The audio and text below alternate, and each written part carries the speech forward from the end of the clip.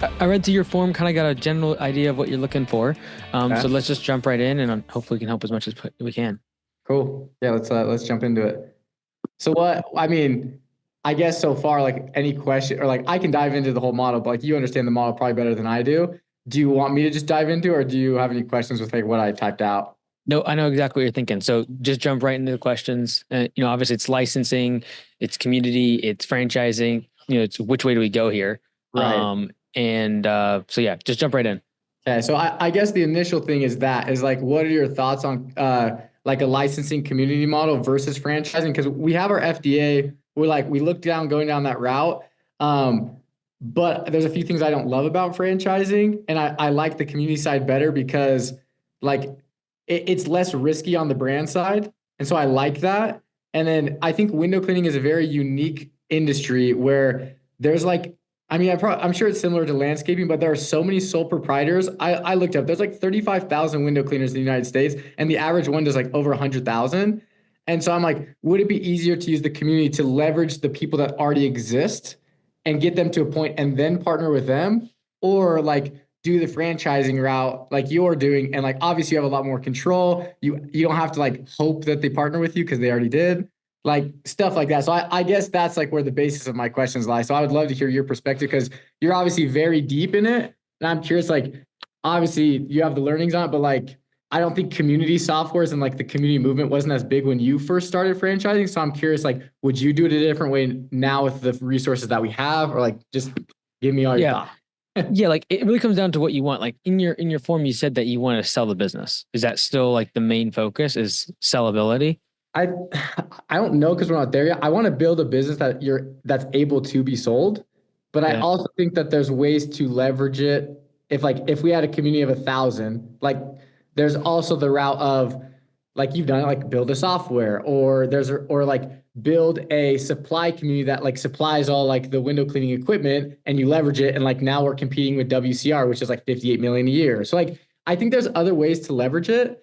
But I would like to build it. I want it to be an option. It's either like, can I build the biggest window cleaning merger and acquisition of all time, or business, or do I leverage the community and do something else? But I don't know yet because we're not there. But Yeah. yeah, I'd like to have the option. Yeah, so my head goes for window clean a little bit different because like it's so low cost of entry in terms Right. of what is required to get started. I Mhm. like the idea of doing more a commercial like or a corporate expansion because there's not a lot of capital required besides the lease of a vehicle. And Right. so it does look interesting to me if your unit economics are good enough to where you say, hey, look, you're 1099, you bring your truck, I get you all the leads, I do all the billing, you just go do the work. But you're 1099 and you get a cut of all the revenue. That looks interesting because you can go into a market, know exactly what your customer acquisition cost is, know exactly how much you have to spend to get one operator up and rolling, and then copy and paste. And Right. there's not a lot of capital expenditure. For us, I usually spend $100,000 to $120,000 to get a location started. And so Yeah. like doing that would have taken me a lot longer to get the wheels rolling. So like franchising, you're tapping into the capital of the franchisee and then they take the vast majority of the profits.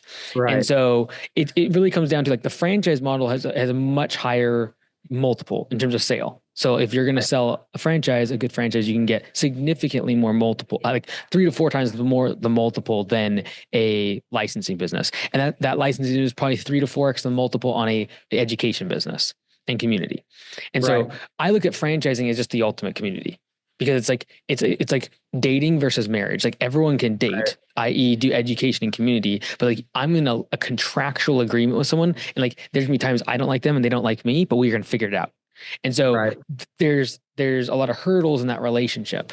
And so it's like which dragon do you want to slay? Do you want to Right. slay the one of constant churn, which is community? Mhm. And it's no one hates you, no one, because they can just Right. leave. There's like Yeah. no tie whatsoever.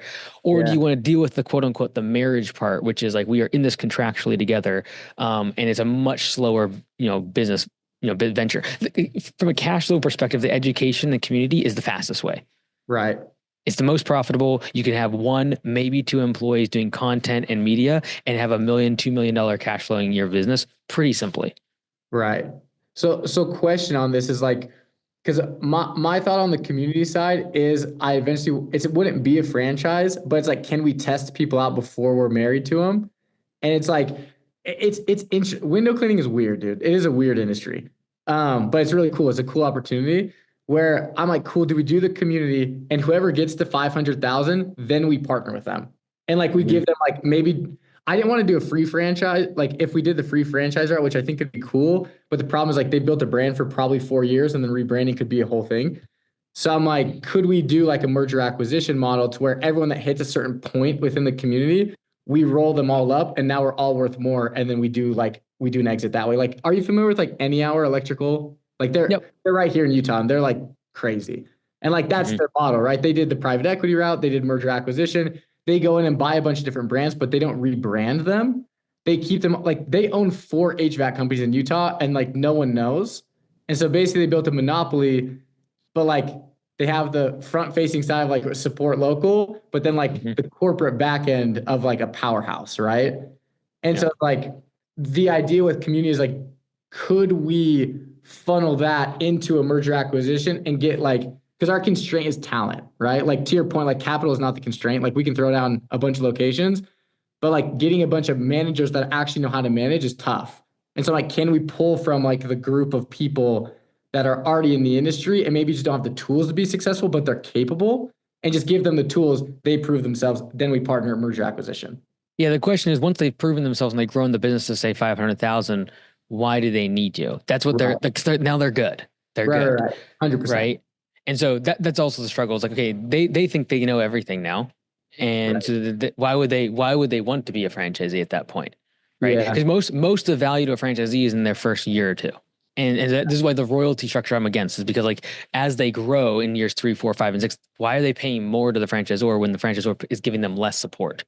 It's the first year, 2 years, they're on this rapid iteration of like learning and like, oh my goodness, this is a huge system. After like 3 years, Right. like, okay, I got this. And so that's where I'd be careful thinking that, oh, if they grow, then they will convert into a franchise. You only could do that if you had leverage against them. So for example, if you gave them all of the leads and you controlled the lead flow, now you kind of have some leverage against them. It's also Right. a weird relationship to enter into. Like, hey, by the way, I'm holding all your leads hostage. You got to join me as a franchisee. Right. A little bit strange, right? So I think like if I was you, assuming that you have like a 10-year term on this timeline, I would probably go community first because it's high cash flow, it's low risk, and whatever you do with the community afterwards, there's like a wide variety of options. You can sell supplies, you could start doing lead gen. So for example, you could start doing web design, like that's what we do. I was going to ask Um, you about that too. Like, because I saw you do like accounting, not to like cut you off, but like would love to you're jump. It's like you do accounting, web design, all that stuff. And I was like, oh, I could leverage this. And I went to your website. I was like, bro, Mike's a genius. He already does all this. Yeah, so like once you have the community, you can kind of figure out where you want to go. I Right. if making more cash was the thing, we wouldn't have franchised because it took 3 years to equate the revenue of my first location in the Right. franchise, and so Right. like franchising is not that like a fast. It's a completely different business. It is not like community and training. It is like completely different. It's just like it's literally dating versus marriage. It's a totally different Right. ball game. And so I would step into it slowly, do the community, and then like we did lawn care web design before the franchise. Like I started that. I was like, okay, what's it like to actually have all of this data? Do people in my community trust me when I'm competing with them? I can prove myself a little bit there. So Gotcha. there's always ways to monetize a community once you built the rapport and the trust with them. And so I would just focus on that part, like content, like the stuff, the videos you're doing. You just become the go-to in your industry. Okay. And then use that. I like that because it's like, yeah, test it out. And then if once the systems are like baller, then we can ascend to franchising or we could do other stuff, leverage it in a different way. Okay. Yep.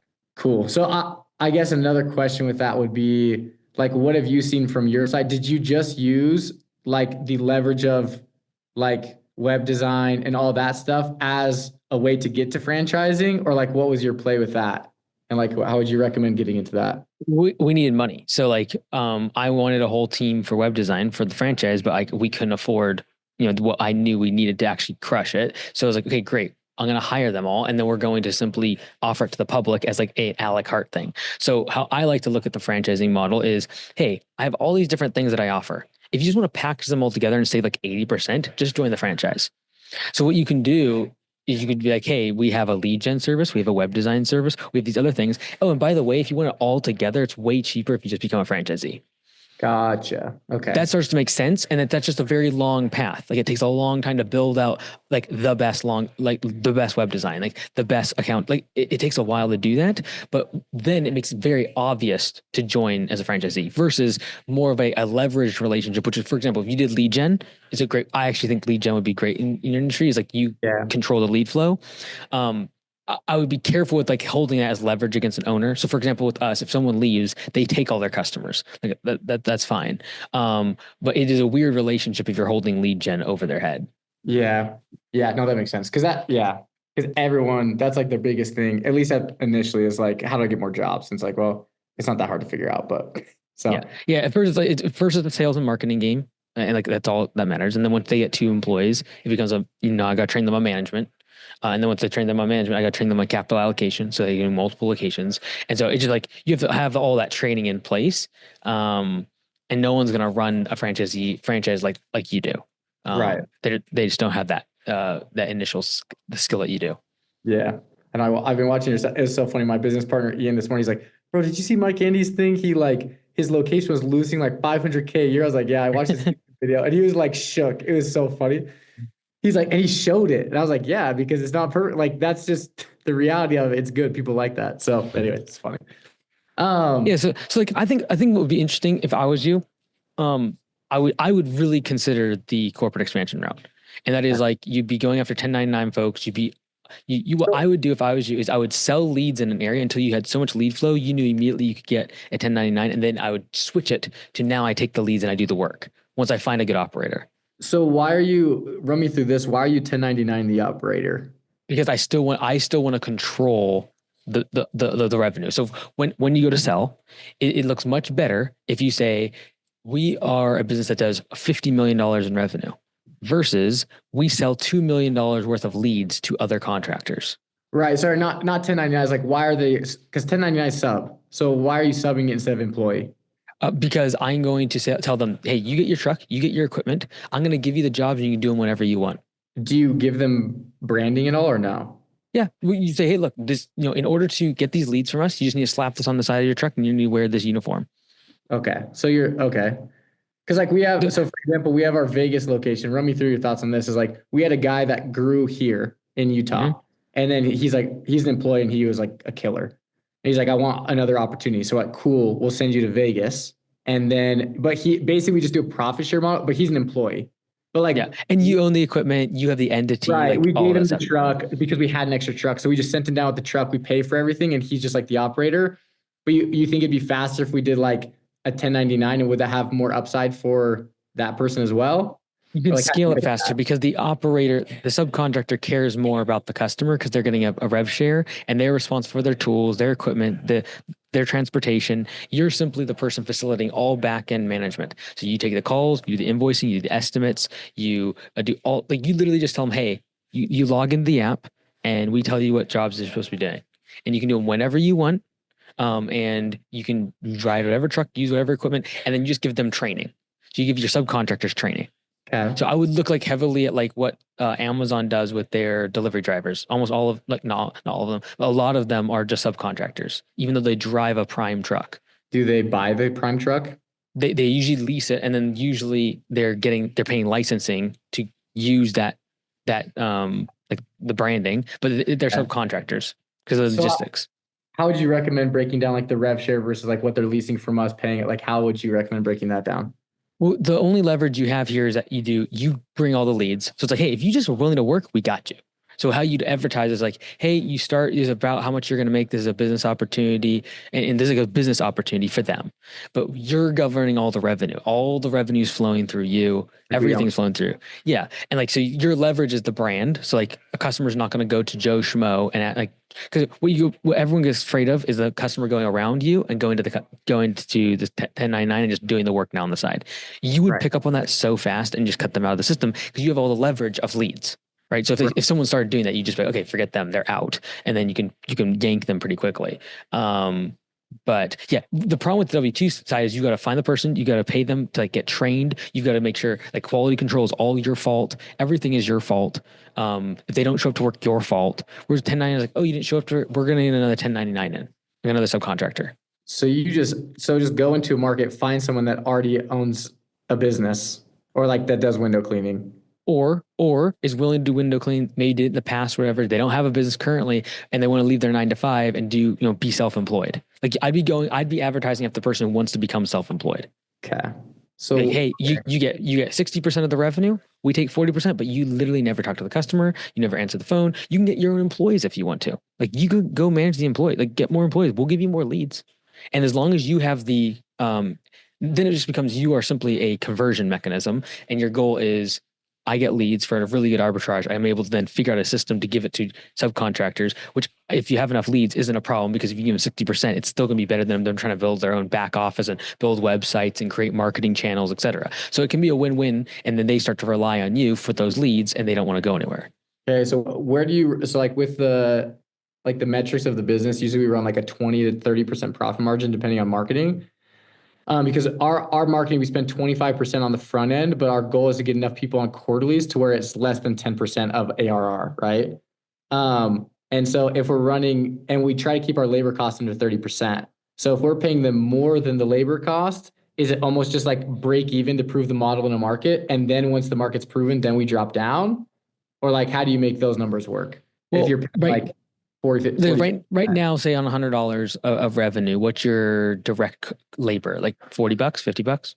on $100, Yeah. it's less than, including payroll tax and everything, is less than 30%. Okay. So it's relatively low. And Yeah. then, so other cogs, what's your other, like, so you're probably running a 40% gross.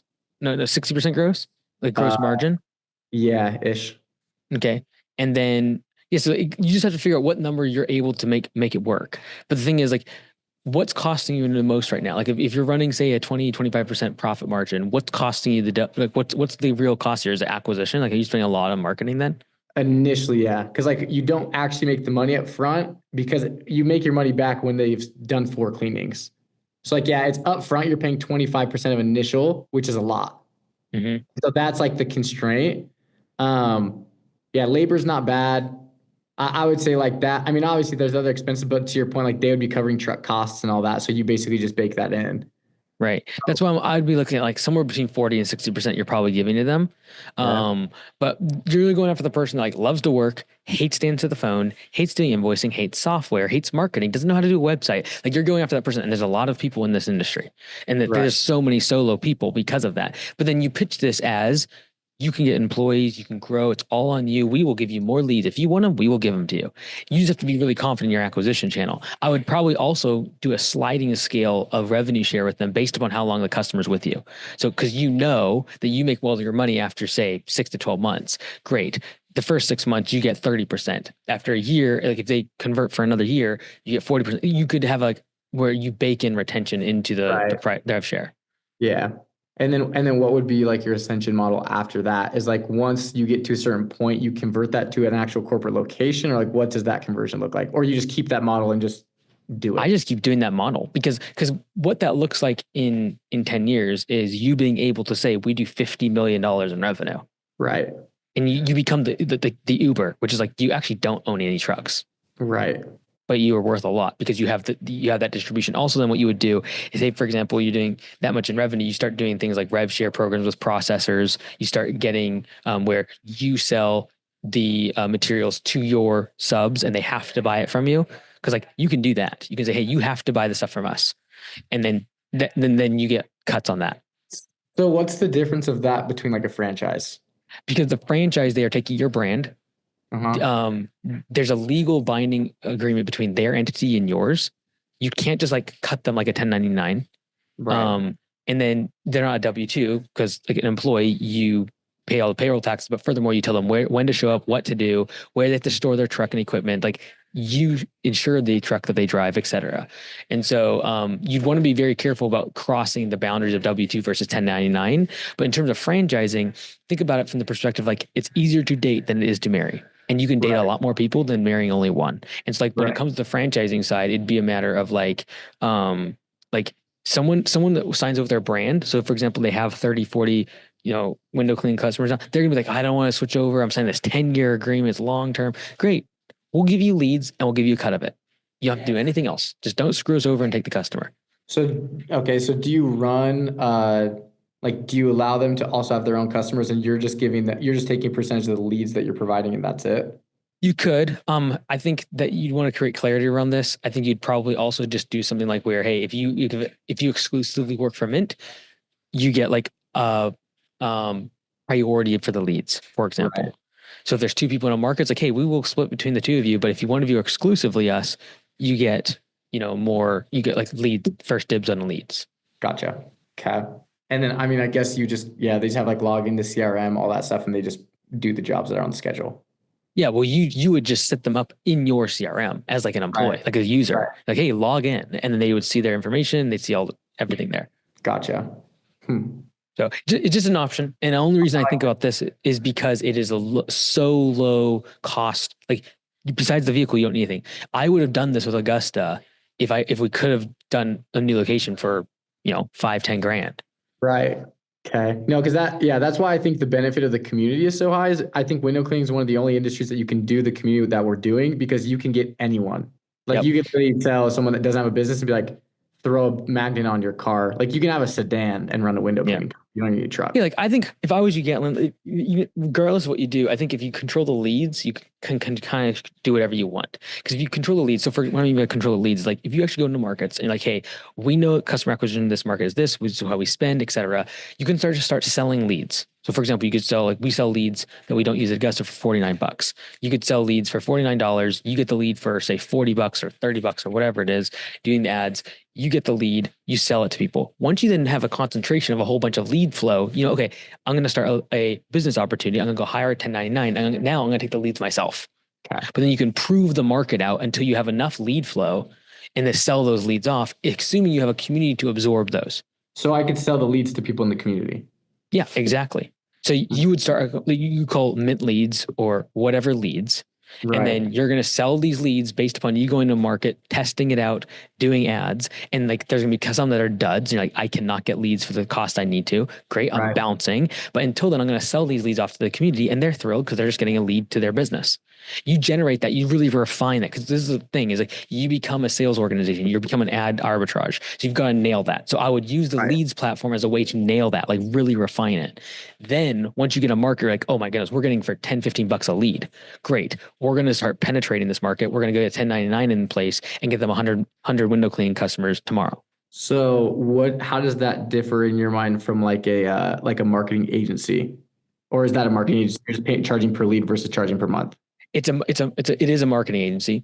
Okay. And then, but what I'm then trying to do is I'm trying to convert my hottest markets into a 1099 where I control all the revenue. But do you charge per month or do you charge per lead?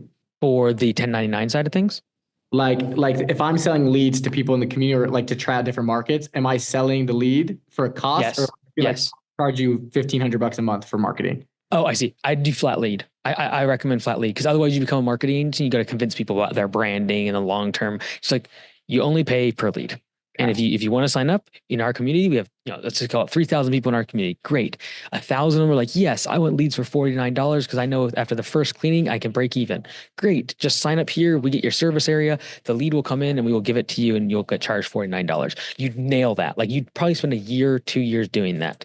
Right. Then you start to see where leads flow, what ads work the best in certain markets, timing. Like you'd figure all these things out. And then okay, these are our hot markets. Let's go ahead and start 3 of these. We're going to get 1099s in place. And then we switch to the other model, which is probably a different brand. Like I'd be careful calling Mint leads and then like Mint something else. You might even this is something else, like your more your community style, your lead stuff. And then you over here on the back end have so much data to be able to go penetrate certain markets. And then you offer people say, hey, look, we're starting this new thing. You get X amount of leads from day one, and it's a 1099 position. You can sub it out, et cetera, et cetera, et cetera. And like you build that part out. Interesting. I like that. Yeah, I like because that's something that we're struggling with in Vegas is like our cost per lead is way higher than Utah. And we're like, we're good to do it because I think we can establish brand dominancy pretty quick because there's no one there. But like cost per lead is like, it's a market that's not educated at all. And so we're basically educating the market on why they need to get their windows cleaned, which is expensive. So Yeah, it's And not. then you'll find okay, like which markets, where's that like, is it because the hard water in Salt Lake, for example? Is it because the winters? Is it like, do we need markets where they're good, they have extreme cold and extreme heat? Because then the expansion, like, so you would figure all this out and then be like, okay, like this is literally the states we want to be in. And then you go from there. And you would obviously just run ads that are not like they're not branded ads at all. Or like how would you Or brand ads? Because like we're for the pretty brand lead, heavy. Yeah, yeah, yeah. yeah, Like yeah, for your the ads leads, are right? running. Like, yeah, 100%. Like, and like that's where like there would be some validity to making then around Mint. So that way you have some brand equity being built, even though you're just generating leads. Um, so like for example, you could say you could do like more like instant pricing for the lead gen and actually give people that buy the leads an actual like accepted quote essentially. That would be like the highest value to them. Oops, did I lose you? Oh, I lost you. Yeah, yeah. I didn't There hear you go. anything. Right when you started talking, you got cut off. Sorry. No, I was saying, yeah, like in the perfect world for the lead side, you would be trying to actually give them a price, like get a quote to the customer, and then get an accepted bid that you give to this contractor.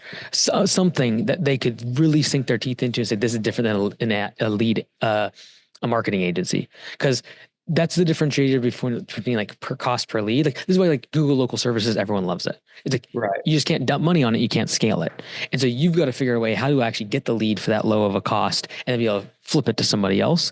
And so I could debate both ways as to whether or not you should do mint leads or like and make that a thing, or call it like mint window cleaning.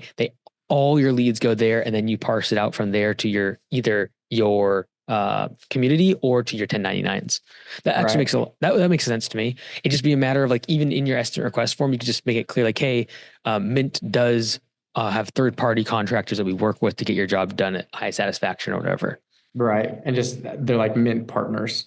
Yeah. And then you get to determine, does the lead go to my partners or down the road, does it go to my internal team? Cool.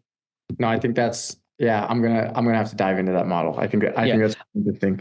I think the thing is like, regardless of what you do down the road, the lead part is really interesting because you have so much leverage. Like Right. if you actually look at the constraint of window clean, it is getting the leads because there's so many solo operators. Whereas like for us, as soon as you get about 1 or 2 employees, it's all about management. It's all about like route density, a whole bunch of other stuff. But for the Right. vast majority of your audience, it's gonna be like, just get me leads. So you just want to control that. So does it change anything like because we're so like everything that we teach in the community is like recurring or whatever. I always mix them up, Yep. reoccurring or Recurring. Right. Yep. to get people on quarterlies. Does that like is there any drawback of that? Because then you're giving them the client, they have the client for forever and like they can establish more like brand dominance by the time we want to get into that market. Yeah, I don't think that's Or a do bad like we thing. hold on to the contacts and we remarket to them? Mhm. I don't know. Yeah, I don't know if you can. I think I froze up on you again. Probably. Did I freeze up on you? Oh, here we go. Don't know what's happened today. Sorry, don't know what's going on here. Oh, we dropped out video. Oh, and we're back.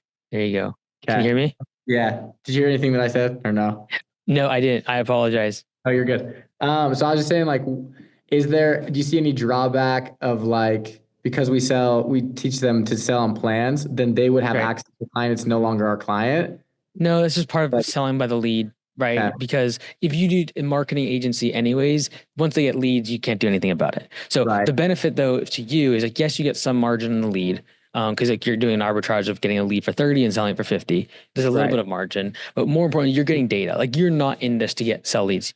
Selling that business is horrible. Like selling like a lead, you have no sellability. Same thing with No, community. It's like nothing. But you get the data required to be the best window cleaning advertising company to then go into markets and do 1099 stuff. right. So it's just a data play. It's like just figure it out. Yeah. And this is the thing, even if you did that and then like down the road, you have such good metric, you might go the franchising model still and still have enough leverage with lead flow to be able to say, hey, look, if you come to this market, we guarantee you X amount of leads if you become a franchisee. Like that becomes a real thing too. Right, And it just becomes like, that's why I think just get the leads because from there you can do so much. right. No, I like that. Okay, that's good. I'm getting my video guys calling me right now. You're good. So I guess to like pivot, because I think that kind of helps me understand. So if I understand correctly, like go the community route, get the cash flow, build the leverage, build the marketing side, offer those leads to whether it's subcontractors or to people within the community. Once we have the data, like destroy the market, just like Correct. go There's so everywhere. many things you can go from there, right? Like you could go into web design and then you know exactly how to lead drive traffic to it. You say, hey guys, you pay us $500 a month. We will build your website and then you pay us a cost per lead. And then you are going to just like funnel traffic of that thing and just explode it so they're paying you $5,000 a month. You could do Right. that. You could Yeah. do where you go into the franchising model and you say, hey, we know how to get leads for X amount. We will show you how to do it. You'll be part of this franchise and you go that mile slower, but you can do it. Right. Or you go the licensing model. Say, hey, if you're window cleaning, you get access to the leads, you pay us a royalty, and like you can. There's so much you can do there. Yeah. Okay.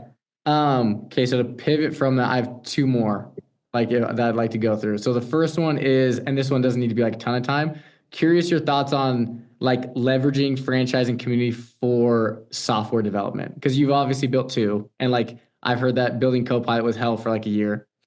So like, is that you're like that's a good model, or you're like just use something that already exists and then like just build build the business, not like build a software company? Yeah, like with a 5 to 10 year window that you have, I'd say avoid it.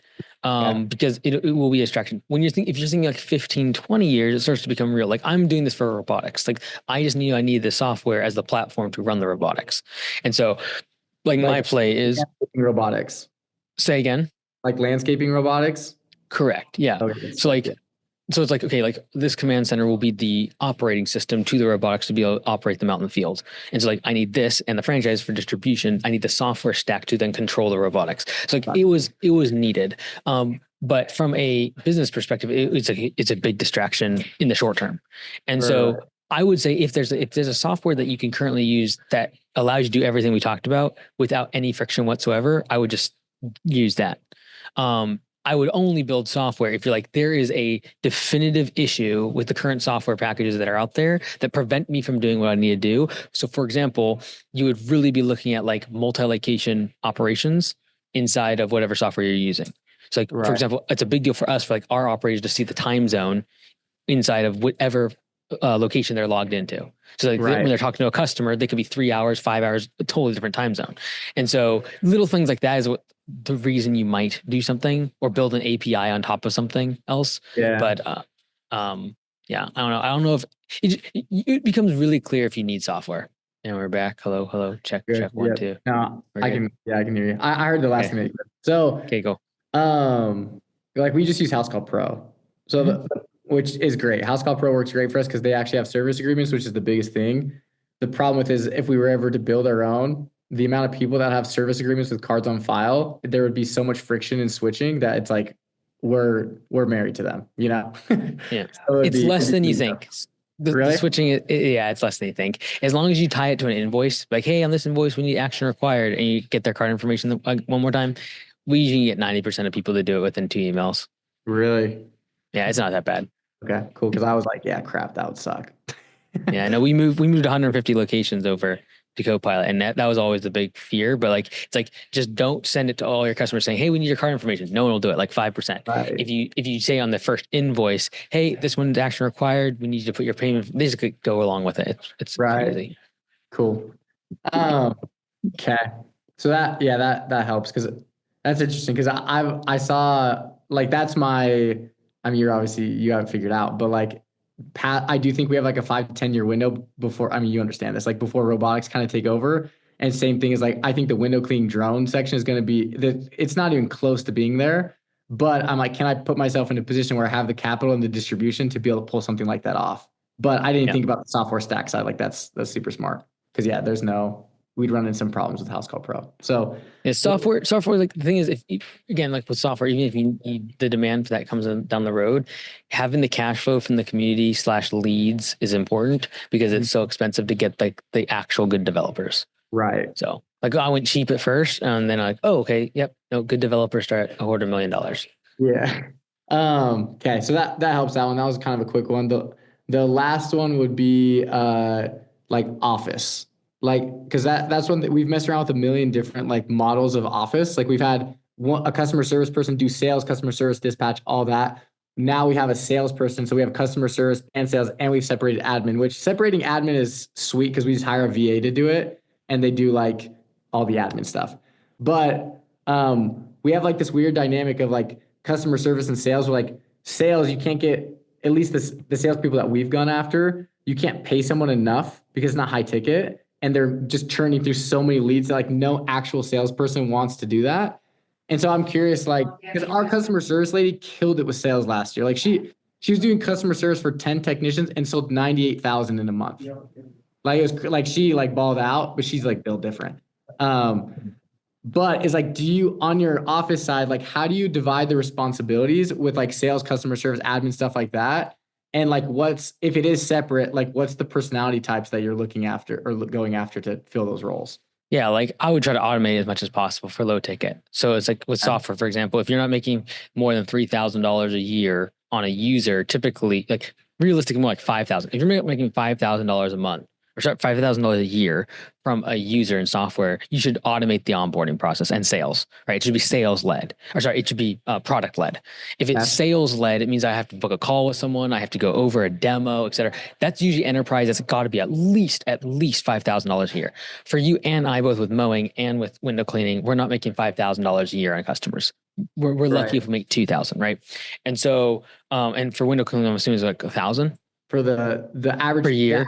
Contract is like 1,000, yeah. Yeah. And so there's some slides, so they can be more, but yeah, I would try to automate everything, like instant pricing on websites. I would do over the phone pricing from a customer, quote unquote, customer service person. For us, is our salespeople. So like all of them are going to answer the phone. Or do your customer service people do sales? Yeah, because otherwise, when someone calls in and they're complaining, I need to upsell them. I don't like for example, someone's complaining about their beds, like the grass is going into the beds. Like, hey, this is not an opportunity to do a support. This is an opportunity to upsell them into bed maintenance. Right. So like, whoever's answering the phone, the last thing I would say is like, yeah, let me solve this problem and then forward you to sales. They're gonna be clicking. So like, I'm trying to make sure that you train your customer service reps to be salespeople. Look for opportunities to upsell. And then I know you're big on like the perfect model. Like what we've realized, like because I watched that video. I mean, you talk about it in a bunch of videos. I was like, dang, this is smart. We need to implement this. Is like our perfect model is 4 trucks, 6 technicians. So we run 4 tens. We're able to run 3 crews with 2 trucks, all that jazz. And like the perfect is like 4 trucks, 6 technicians, 1 office person. It's like they can manage customer service and sales. As soon as it's past that, sales becomes a lot. But we're not automating, to your point. Like we did like instant quotes on our website and it worked really well, but conversions obviously were way lower. And so we did like our conversion was 10% on our website, but we had like 80% of people would sign up for a quarterly. So like conversions to quarterlies on a website was incredible because it was really easy to show. Mm-hmm. But our overall conversion was like 22%. And then we took it off our website and implemented like phone sales, like all phone sales. And we're able to get like a 30 to 40% conversion. Because what we saw, sorry, what? It just comes down to your cost per lead, right? Because it right now you're paying for the salesperson and like answering the phone and that whole process. So the question is, if you took that and you just put it on ads and got more leads, then what's the equation? Right. Yeah. I think I'm not saying one or the other, because like we do have a slightly higher ticket. We can convert people into like $4,000 or $5,000 stuff. So we do have a little more leverage there. And so I'm willing to pay usually a little bit more per lead. Right. And it also comes down to like if you're in growth mode or profit mode. Like if you're in profit mode, you have a full 6 people or 4 trucks and 6 people, and you're likely probably going to shift more towards being online where you don't have the admin person. You can maybe get 7 or 8 people because you automate. So like, it's also like, which stage of growth are you in? Because if you're only getting a few leads a week, you're probably trying to get every single one and it's going to be on the phone. Right. So do you because I know you guys do online quotes and stuff like that. Do you turn that on for certain locations and turn it off for certain locations? They have the opportunity to take it off if they want. Okay, so you can like turn it off. Yeah, but for us, the vast majority of them are okay with a slightly lower conversion, and they just juice the ads. So that way, all the leads that are coming in, they don't have to do estimates for. So, for example, for us, we can maybe do 15 estimates in a day, and then you're for a full-time salesperson. I could just have those all automated, and yes, maybe a couple less of them accept. But if I can be out working all day, making $100 an hour, it makes more sense to just take that $100 an hour and put it into marketing. Right. Yeah. Because we thought about going into that, because same thing with our sales guy right now. He's like, dude, I just can't even keep up with the leads. I'm like, he can, but like he's having to sling like 20 sales a day. And from like an actual salesperson perspective, it's like they don't have the bandwidth. Like they don't do that. Yeah. Like my question always is like, okay, so like let's say that person costs you $5,000 a month. Okay, great. Let's take them out. I'm just saying, for example, and Right. either A, put them in the field so they make 10 or 15 grand a month for us, or they are literally just kicked to the curb. And we put that same money into ads. And would we get more traffic to the site and just, Yeah. right? And then, but Yeah. then reduce the complexity of the business. So, like, I don't want estimators driving around. I don't want to have an estimator at all. Right. And Right. so, I'm willing to take a lower close ratio, but then take the money I would otherwise be spending on the overhead and just juice the marketing, which is now a variable expense and I can control it versus being like a salary. Right. Yeah. I know it's something that we've been talking about, like going back to. I'm just like, we built like a website and ClickFunnels and it was decent, but like I'm curious to see if we actually built it well. Like if we could increase our conversion online just by like 10%, just by having a better flow that's not like clunky ClickFunnel flow that You could split test it too. Like you could even just do it where it's like, okay, when we're really busy, we're just gonna turn the site literally for those few hours a day. Like he's like, man, I'm just overwhelmed. Great. Let's just flip, like change the link. The form goes from a contact form into a instant price form. Right. And we just use it as overflow. Right. Or like That way it's like, turn on the weekends. yeah, exactly. Yeah. Exactly. Because now you're getting instantly instead of waiting for 3 or 4 days for your quote. Yeah. Like this is the thing, Gatlin. Angie just came out this like 70% of customers accept the first estimate they get from a home service provider. So like, You just got you just gotta be the first one. Yeah. Yeah. Because that's how we first started. And that's like what blew us up at the beginning was like the year that we went from like 300K to 800K. And that year was we implemented service plans and on the website conversion. Mhm. But then we're like, dude, we're burning through so many leads. What if we just had a person that could have a higher conversion rate? So then we switched. Right. Yeah. But I mean, it worked. So, and like window cleaning, the standard is so low that someone sees that on someone's website and they're like shook. Yeah. Like they Yeah. think it's the craziest thing. Well, But and the thing is, like what people always misjudge is like the cost of wages. Like if you have someone full time doing sales, they're costing you 5 grand a month. If you spent 5 grand a month on ads, you know how much traffic you'd be driving? Like that's yeah, insane. So it's like, yes, we have a low conversion, but we have 3 times as many leads. So yeah. that's fair. Yeah, no, I like that. Cool, dude. You're giving me a bunch to work on. Cool. I mean that was all my questions. Like honestly, you're killing it. So I appreciate it, man. I would Anything sorry, anything on the what? community anything on the community side I can help with? I know you guys are just starting the YouTube and everything, but are you doing like a school platform or anything like that or what? Yeah, so I'll show you it. We're trying to do Oh, can I let me share give my you screen? access here. Yeah, Yeah. 1 second. So yeah, we're doing where is it at? Dude, I have freaking million different tabs. Which one is it on? Okay, here we go. So like the idea is we're trying to give everything that we get. I'm trying to keep it simple too, so this isn't like it'll be cleaner than this. But yeah, we're basically building. So like it's how to build out CRM. So it's like literally like screenshots of our account videos, so how to set up service agreements, all that stuff. And then it's like everything service, marketing, sales, like literally everything that we would give to a franchise, we put in here. And then we also have, so we're trying to monetize it. We're trying to follow the school games model a little bit of like, can I reduce churn by like gamifying the window cleaning experience? We're also doing it for technicians. Like if they have access to this, they get access to the technician games. And like this is our training program that we give to our technicians for like upsells, different cleaning methods, all that stuff. And then we would run competitions. I'm sure you saw this with P4P, but like technicians don't believe that they can hit what you ask them to do until like someone actually does it. And so like our technicians, they do like $1,500 a day per technician and they get like 5 reviews a day. And like no one believes that my technicians can do that. So in here, we're going to do competitions to where like other technicians can compete against our technicians, and whoever gets the most whatever per month will like give cash bonuses and stuff. So that way they can like elevate the standard of what their technicians believe they can do compared to like technicians that are already doing it, which is cool. How has that uptake been with the technicians? What was that? Like are there a lot of people signing up for that? So this isn't for technicians. It's like the owners get in the group and then they can invite, this is a free one. And so they can invite their technicians into this for free. Got it. And how like is there quite a few people using that though? I mean, all of our members, they're pretty small, but like, I mean, members wise, they've invited there's 14 technicians in this. We're not doing the game side of it until we have 25 users in the actual group. Got it. So we only have 10 users in the group right now, but they use that for their training manuals. Our training manual costs like 10K to build. Like I have an in-house videographer. Ian, my service manager, did this. It took him like a month to build. So it was like a lot. Yeah. But yeah, we have like 10 users right now. The idea is get 25 users, then actually start running like gamifying it because we'll be making, I mean, I don't even know what it is. We're charging $500 a month. So 500 times. Oh, cool. How many people you got in that? Just we have 10. Cool. But we haven't like I don't even push it. These are just people that like people that reached out to our YouTube. They just like book calls with me. I have a link in the YouTube description. They can book a one-on-one call. And like we don't even do a hard call to action at all. But I have like all of these are calls just from our YouTube, and we only have like 1,000 subscribers. And this is just this week, and next week's booked out too. So basically, I That's jump on a cool. call with them. I do a consulting call, and they're like, "This is not scalable, so I'm not going to do this long term." But like, Yeah. jump on a call, solve all their problems, and then like, so can I pay you to coach me? And I'm like, let me show you. And I just do it. Yeah. So That's it's a cool. pretty That's simple cool. pitch, but That's sick. Good for you, man.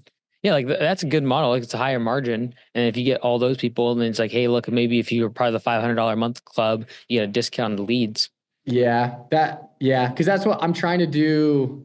Like everyone that gets to 50K a month, they would be in like a different like call with everyone, and those are the people that I would like focus on. And to your point, Yeah, like then you could do a yeah. discount for the leads, but also you could like prioritize people that are in this. Mm-hmm. Mm-hmm. So, anyways, That's cool, dude. that's like the model of it's like we're trying to gamify window cleaning, and like we obviously charge a little bit more, but like if I pitch him on like I was gonna sell a franchise for 50K, and like I'm selling this to you for 500 bucks a month, and if you want to leave, you can. Yeah, But like I want to make sure that we can provide enough value to where they stick. yeah. No, that's So, good. That's really good. but yeah, thoughts of that? I don't know. It was really good. I did a similar thing before the franchise. It was called Pro Plus, and I think I had like 15 people in it. It was 3.99 or 4.99 a month. It was like kind of figuring out like what does it look like to exchange money for content. So like Right. daily, weekly, like what's the cadence of calls, etc. So it's good skill to have. And then if you build that up, you could just regardless of like the leads, you could just make it. If you're in the $500 a month this thing, you get like them for $49. If you're not, it's $69, and then it starts Yeah. to become a math game, and then you get that more of like a residual recurring $500 a month, whereas the leads come up and down based upon the year. Right. No, that makes sense. How come you never scaled that? Was it just like we just went into franchising after that? There's no enterprise value, and no one does what you say. Like you Yeah. can tell them everything you want in the world, like about pay for performance. They just won't do it because like, Yeah. you're just a consultant, you're a content creator. So they'll pick and choose what they kind of want to learn from, and that's fine. But like in my opinion, like if you don't do PVP, open book management, and profit sharing, it doesn't really work. And so just no one does it. So Yeah. unless like I can tell them they need to. Yeah, that makes sense. The thing is, yeah, they right now these first 10 like listen to everything that I say, but I guarantee like as soon as we scale to like 50, like that's I'm like if I wanted to help 100 people do $1 million a year, I think I need at least 1,000, Yeah, which is like yeah, crazy. yeah. Like I don't think, yeah, I don't think we would need to scale Yeah. to But the thing anyway. is, you can scale getting leads, right? Like if you Right. can figure out ads in these different markets, and then it looks very interesting to start advertising to the contractors in those areas and be like, hey, you can join, get leads. Then once they're addicted to leads, you get them on the 599, 499 a month thing, right? Right. And then you probably make a premium package down the road, something like a franchise, for Yeah. example. Yeah. I think I have to figure out like the ascension model because yeah, there's definitely like a customer journey there that can work for sure. Yeah. Good stuff, man. Well, hey, stay in touch. And if there's anything you need from me, let me know. I'll send you a recording of this call here later today. Heck yeah. No, I got it all on Fathom, so we're chilling. But I do have a question. I said this in the thing. Do you do any one-on-one mentorship at I all? just do these calls as much as I can. So I usually open it up here and there. So as long as these are available, you can book. I don't guarantee they'll be around forever because I just don't have a lot of time. But I try to keep it open. The media team likes to cut stuff up, and then it's also just keeps me sharp in other industries. So it's Cool. fun. Cool. Well, let me know if you ever want to explore like equity in something. I think Not yet. I know. No, But you're like out of all the people that I've seen, like I'll probably book more calls because you're the only person I've found that's like where I want to be in 5 years. That's like literally where I want to be in 5 years, right? Like everyone else is in their thing. So you're like the one person that I would want to teach me how to do stuff. yeah, So your content's looking good. Like make your cuts tighter.